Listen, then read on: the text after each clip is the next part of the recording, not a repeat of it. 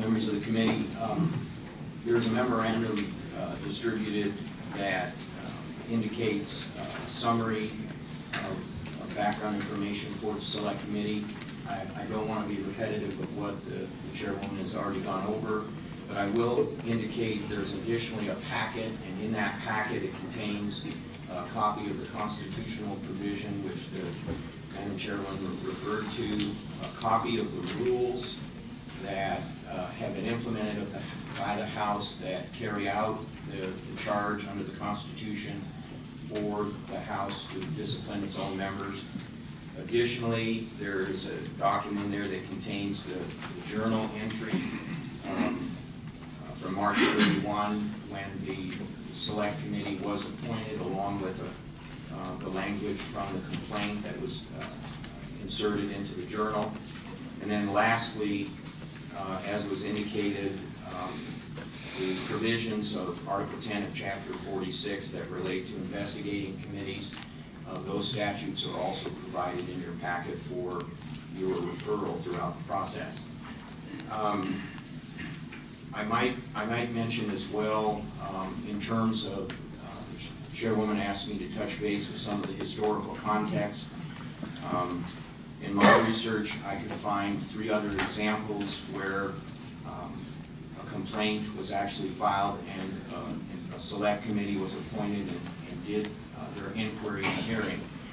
We've heard over the years many times about complaints over the years, but many times those did not result in a filing of a complaint.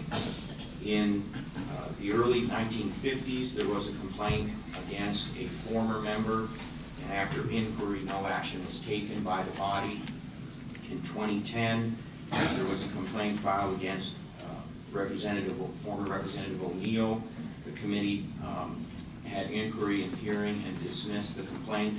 And in 2012, a complaint was filed against Representative Jim Ward, and there was inquiry, and there was no report or recommendation filed by that particular select committee.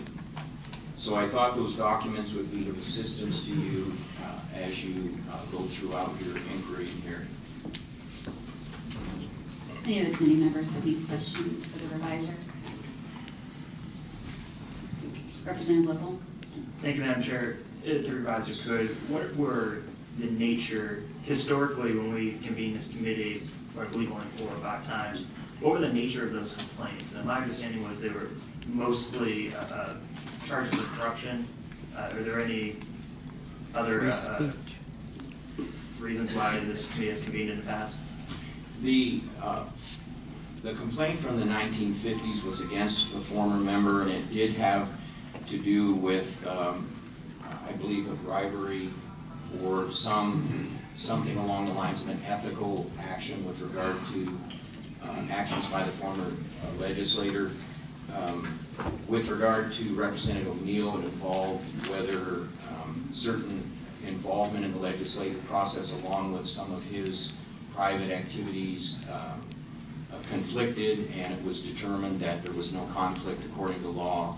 And then with regard to the third one, it related to questioning of remarks made during floor debate by Representative Ward. He was charged with being possibly unethical.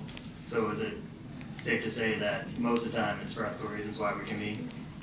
I don't know that I would say that about the last example with Representative Ward. I think it had to do with concern over comments he had made on the floor and the accuracy thereof. Any further questions for the revisor? Okay, thank you, Gordon. We will now move to the inquiry portion of this meeting. First on our agenda is to listen to the audio of the transcribed comments. You have in your packet the transcribed comments, and we're now going to listen to the audio. I would remind the audience to please silence your phones, and committee members as well if you haven't remembered to do that. Thank you.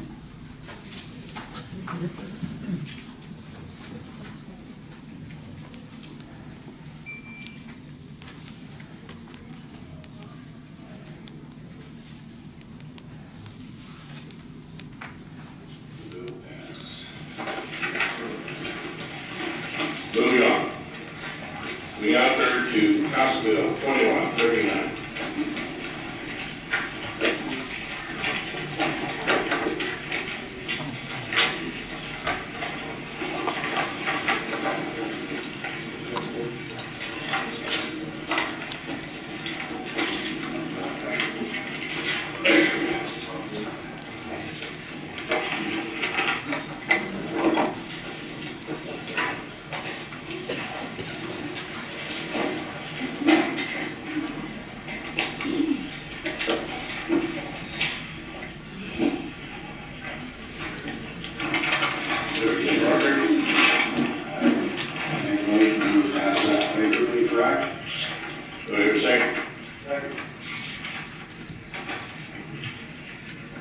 Open for discussion, Representative Winn.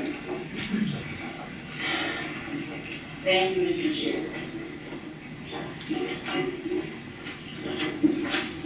I read this day because this is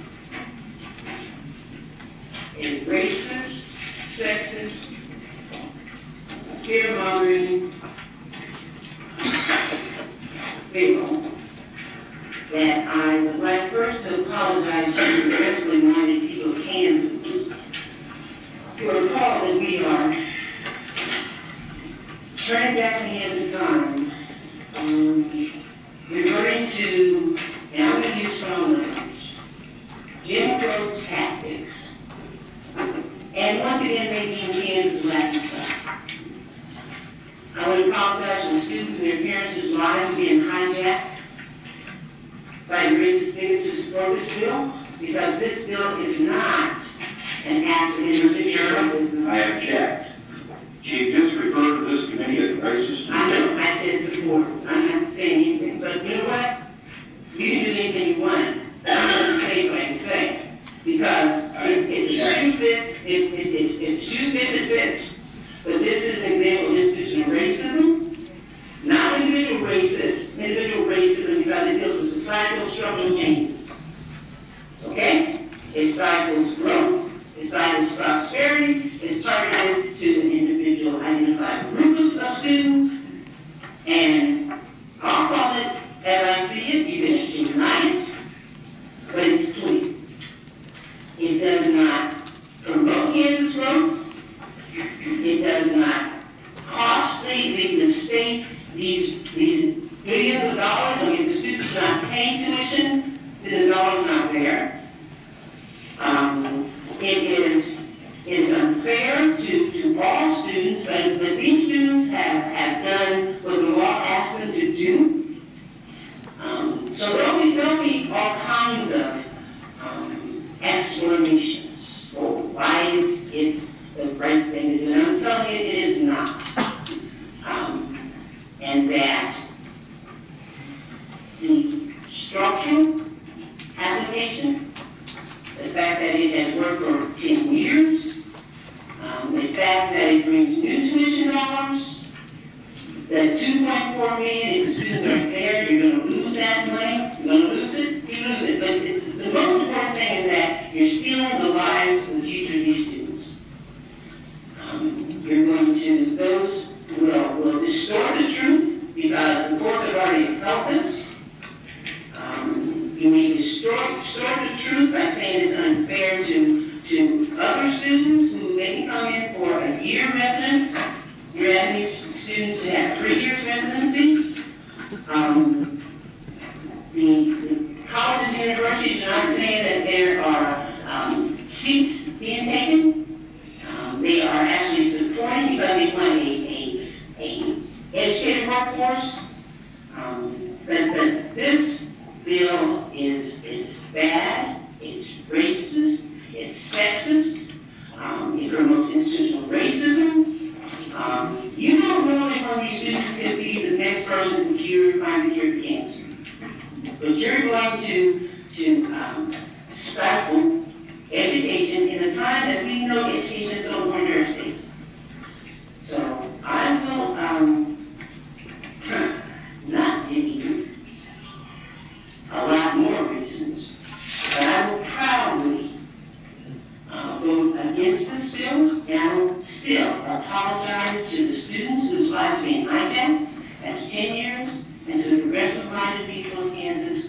to tolerate such bigotry. And you thank you, Mr. Chairman. Representative Smith? Committee, those were the totality of the remarks that were made by Representative Winn that are in question for today's proceedings. We're now going to move to the complainants. Representative Highland, I'd like to recognize you now. First of all, just a point of clarification, there are 9 complainants that signed the complaint. Each side will have 10 minutes to present testimony in total. How many of the complainants intend on testifying? 2 complainants. Okay. Would you like to split the time evenly, 5 minutes apiece? Okay. I just want to remind you that we will be strictly adhering to the time limits.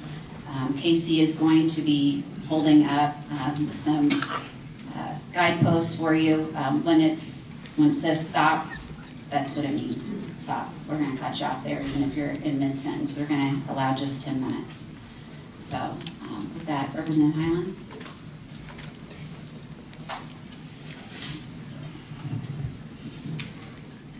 Thank you, Madam Chair and committee members. As the Education Chair Committee Chairman, I am responsible for overseeing the meetings we hold and making sure that the discussion flows smoothly and freely. During the session, I reminded the committee more than once how I expected them to behave toward conferees during hearings and toward each other during the working of bills. I expected respect and courteous behavior at all times and in my committee, and they each were responsible to adhere to the established rules in the Masons Manual. On the day of the incident, we were meeting as a committee to discuss House Bill 2139. The bill as written would have eliminated in-state tuition for undocumented individuals as per federal law. The bill was moved and seconded for passage out. Representative Winn was recognized for discussion of the bill. Representative Winn was referring to notes of what she wanted to say during her comments. An objection was raised after she referred to anyone who would support such a bill was racist, sexist, bigots, and use of Jim Crow tactics. At that point, I had a choice to either ask her to stop or to allow her to continue. Because the TV camera and recordings, the event, and other recording devices were being used, I decided not to. That was my decision, to create a more inflammatory incident and allowed her to continue. I will be the first to stand beside anyone who wishes to practice free speech. However, in this case, we are in the legislative environment where respect and decorum are the rules and expected. During the working of a bill, all comments are directed to other members of the committee. The audience is not part of those proceedings. For that reason, comments made were to be taken by the committee members as directed towards them. That resulted in feelings of personal attacks without basis. The inflammatory tone and words used during her speech were taken personally by several members of the committee, to include me. I have never been called any of the names she attributed to me and committee members. As a legislator, I treat every member of this body with respect due the position they hold and debate with them without the use of emotions. The task we have as legislators during our deliberation should be done in a manner that is conducive to either one of persuasion or compromise. I expect no less from my peers in the legislature. As chairman of the House Education Committee, it seemed to me that this year the committee had worked well together. I had worked diligently to establish a cooperative working environment. Our committee successfully worked out a system to go entirely electronic with all the files for information sharing and testimony. Assignments of committee members to further study issues and report back to the committee were done in a cooperative and nonpartisan manner. It was difficult and is difficult for me to be in the position of necessitating filing this complaint, especially since Representative Winn and I had experienced no issues in our working relationship up to this point. My fellow committee members were harmed, rules were violated, and the future committee working relationship was in jeopardy. Thank you for your consideration. Thank you, Representative. And who will be the other complainant to testify?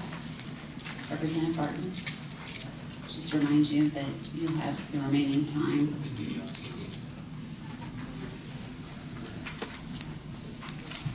Thank you, Madam Chair, panel.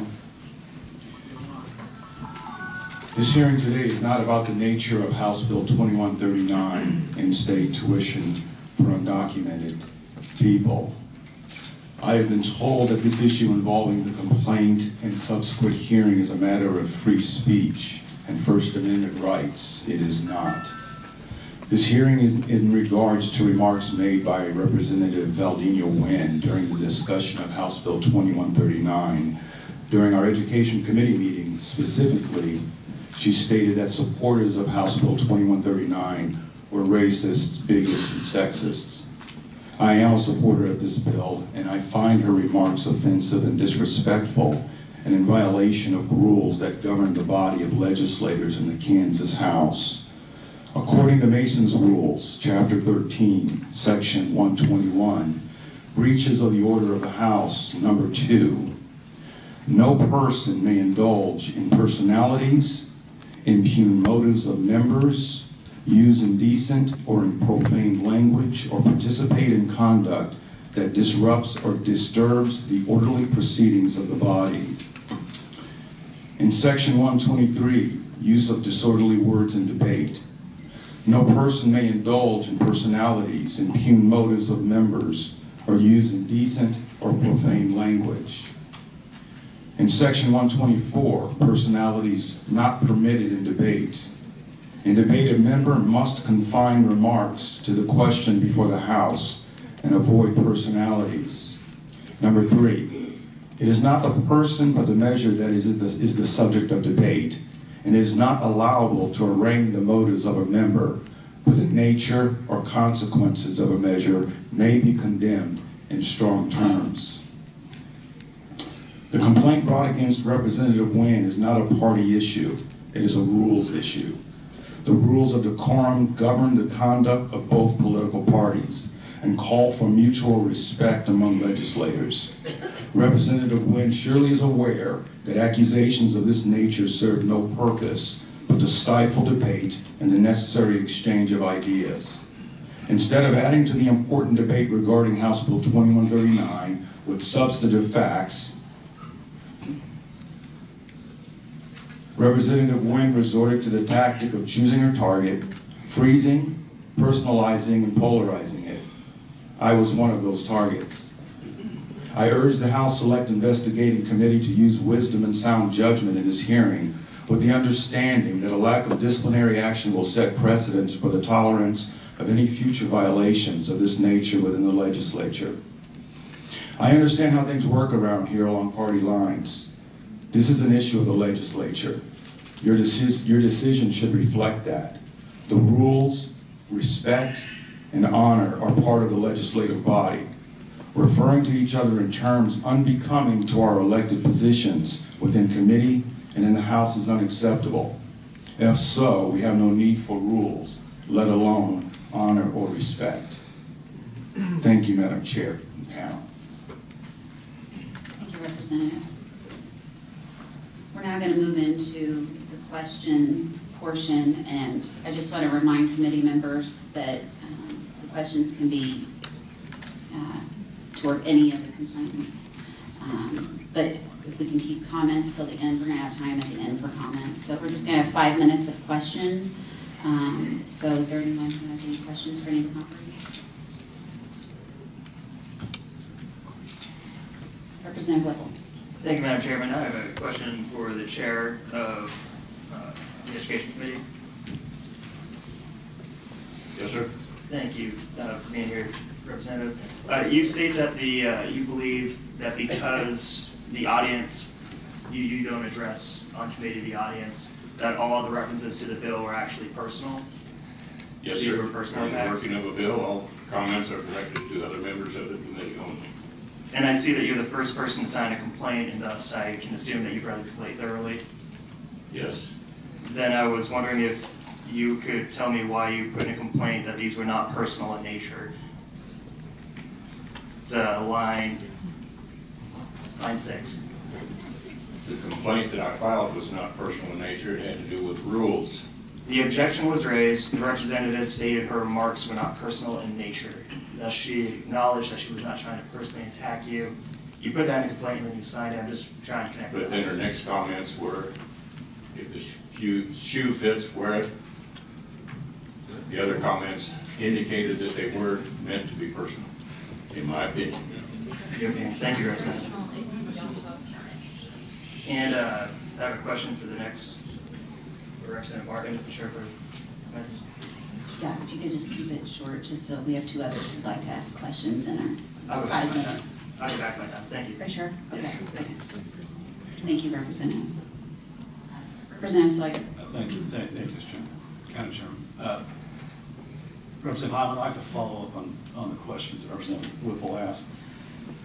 You said this was a violation of rules. The only rules I heard mentioned were the ones in Mason's that talk about a particular person. I didn't see anything when I read this transcript where she called out any one person, mentioned any names. I mean, you mentioned the shoe fits, if the shoe fits, but right after that, in the transcript it says, but this is an example of institutional racism, not individual racism, institutional racism. I think she made that pretty clear. She was talking about institutional racism and not about any individual member. I just want to see where you got the idea that she was talking about individual members and why it was a violation of rules of Masons. As I stated before, my understanding of the legislature and the working of a bill, you are only referring your comments to the committee members. Therefore, to me, it was directed at me and the other committee members. That's all, and that's the rules and decency that I live by. Well, she didn't call out any individual members. She didn't talk about her comments, obviously. We address each other in that body, but she made it pretty clear, I think, when she said this is an example of institutional racism, not individual racism, institutional racism. Is there a question in there? Well, I still don't, I don't see anything in this transcript where she specifically said that any member called a member a name, used any profanity or indecent language. I mean, I don't see the violation of the rules. Then we respectfully disagree on that point. Thank you. Representative Ballard. Thank you, Madam Chairman. I have a question for Representative Barton. Before I answer your question, can I address the other representative's question? Very briefly, Very very good. briefly. I want to, the reason I want to do that is because she mentioned, she did say the supporters of the bill. I am a supporter, meaning I signed as a supporter to the bill. Okay, and so I just wanted to say that. Well, that's why I'm here. I am here as a supporter of the bill, and that's why. Again, when reading that, she didn't say all supporters. She said supporters of the bill. And you know what, there are supporters of that bill who are racist, because I received the phone call. Well, I'm a supporter of the bill, and I'm not. And Okay. she did not say all supporters. She did say supporters, And some supporters are racist. and I'm not.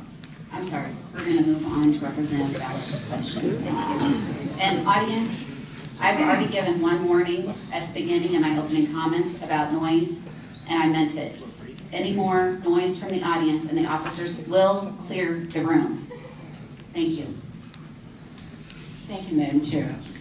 In listening to the comments on the tape, Representative Winn referred to this as a racist bill. She spent the majority of her time talking about why this bill had positive aspects to the state. Again, she closes with the bill being bad, racist, sexist, and bigotry in that comment. I would have to ask the question, again, I don't see where one person was singled out. You made the comment that there were supporters. Only 9 people signed this. What about the other people? I can't speak to the other people. I can only speak to myself, Representative. And Ms. Winn did say that the supporters of the... Representative Winn? Representative Thank you. Winn, excuse me, did say that the supporters of this bill are racist, sexist, and bigots. And that's what I'm referring to. In regards to the bill, we're not discussing the bill today. I'd love to discuss the bill, and I think that's what the purpose of the committee was for, to discuss the bill. And there was a lot of things to discuss. It would have been a great debate, but that's not what we're here for. We're here to discuss the comments that she made in reference to the representatives that had supported that bill, I being one of them. So I understand that, but the comments were made concerning the bill, and it's very difficult to separate that too. You also indicated that you took it as a personal offense. So is this a personal matter for you? she personally said that the supporters of the bill were racist, bigots, and sexist. I signed as a supporter of the bill, so yes, that would be personal to me. It was a personal issue, and perhaps not personal to everybody else on the committee. I can't speak for everyone else. All right, but it was personal for you. I signed as a Thank you, Madam supporter, Chair. and so that made it personal to me. Thank you. Thank you. Thank you, and that is our 5 minutes for the questions. I'm sorry. Sorry, Representative Lovell. We're going to move on, and this would be the opportunity that I'm required to provide Representative Winn the opportunity to be heard if she so wishes to. You're certainly not required to, but if you so wish to. Representative?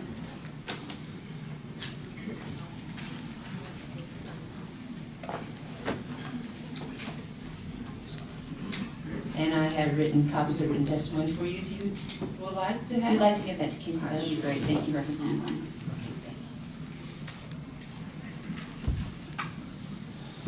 We'll wait for her to get those passed out so that we can give you our full attention.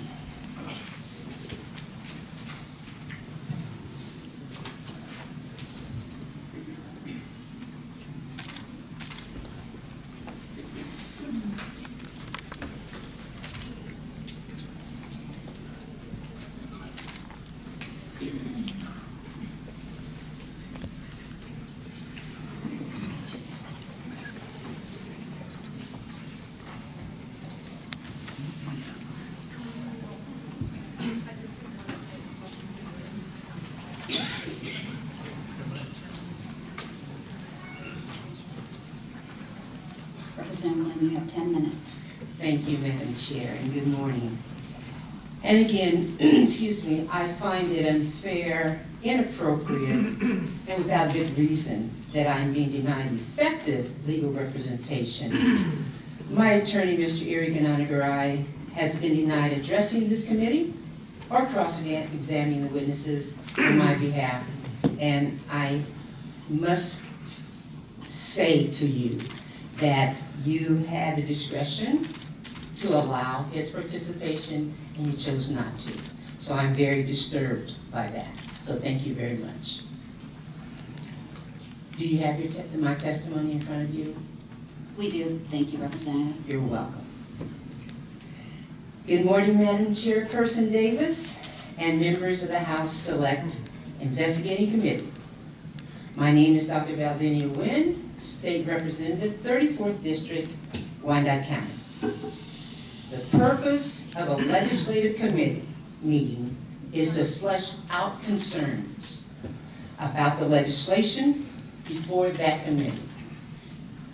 On the floor, as well as in committee meetings, a legislator should express his or her views concerning the bill being considered.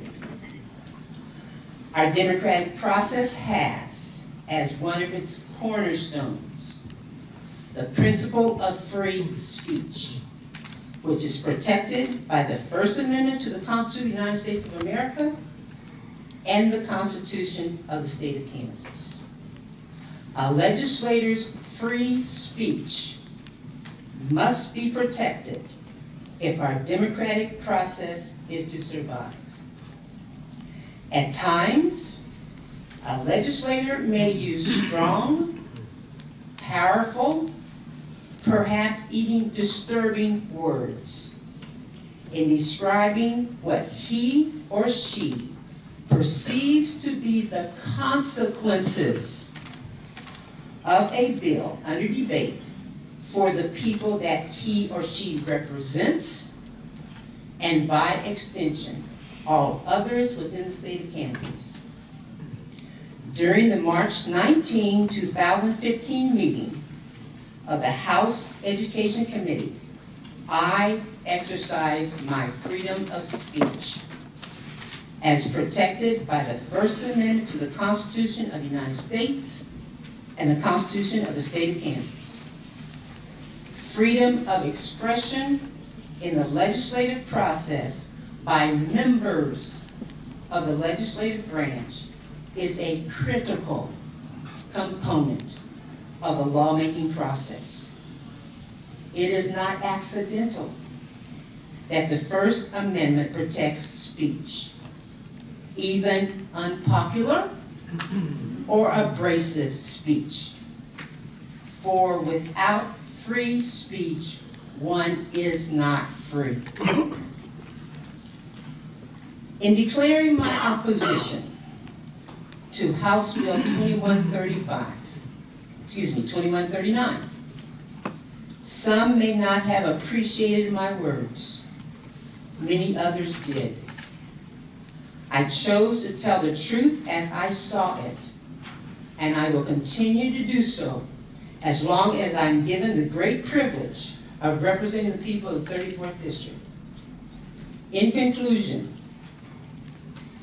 my words during the March 19, 2015 House Education Committee hearings regarding House Bill 2139 were not directed at any particular member of the House Education Committee.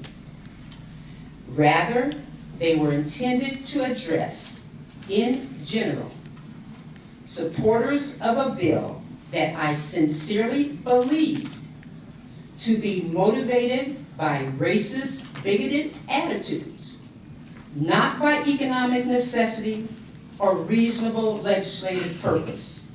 I did not, during the debate, single out a fellow member. The institutional racism that I was referring to addressed the manner in which our legislative branch of government and institutions of higher learning would have been perceived if House Bill 2139 had passed. Read my words in the transcript carefully. You will notice my concern for our students, colleges, and universities. We are the home state of Brown versus Board of Education. As a PhD and college history professor, protecting education is of great importance to me. Fortunately, House Bill 2139 was tabled. Thank you. That concludes your testimony, That Representative. concludes my testimony. Thank you. Thank you. We'll now move to our 5 minutes of questions. Is there any committee member who wishes to ask Representative Winn any questions? Representative Ballard.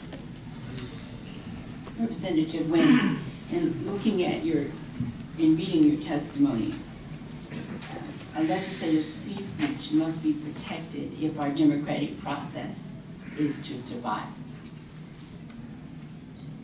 You started in the video portion by saying, I may use strong language.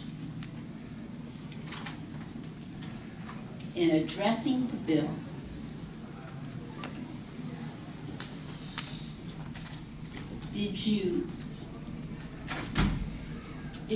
were your comments aimed at the committee members, or was it aimed at the injustice of the bill?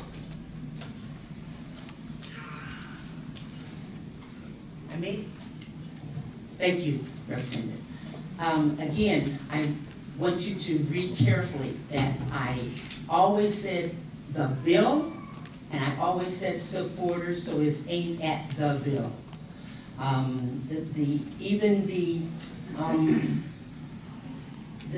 The warning that I gave the other in my comments, again, we still have full house of people, but I was always speaking of the bill. Thank you, Ms. Thank you. Thank you, Madam Chair. Are there any other questions for Representative Winn? Thank you, Representative. Thank you. Committee, this now concludes the inquiry portion of today's proceedings. Pursuant to KSA 46-1002, the committee will now recess. We will reconvene in executive session to discuss personnel matters relating to the complaint and the testimony we just received. We will enter into executive session at the recess or adjournment of the House. As you all know, the process today is fairly fluid with us actually having to do some work on the floor. So the exact time will be announced from the well. The committee will resume its public meeting back in this room, and I will also announce that time from the well. It's all dependent on what time we finish up on the House floor. So we're at recess.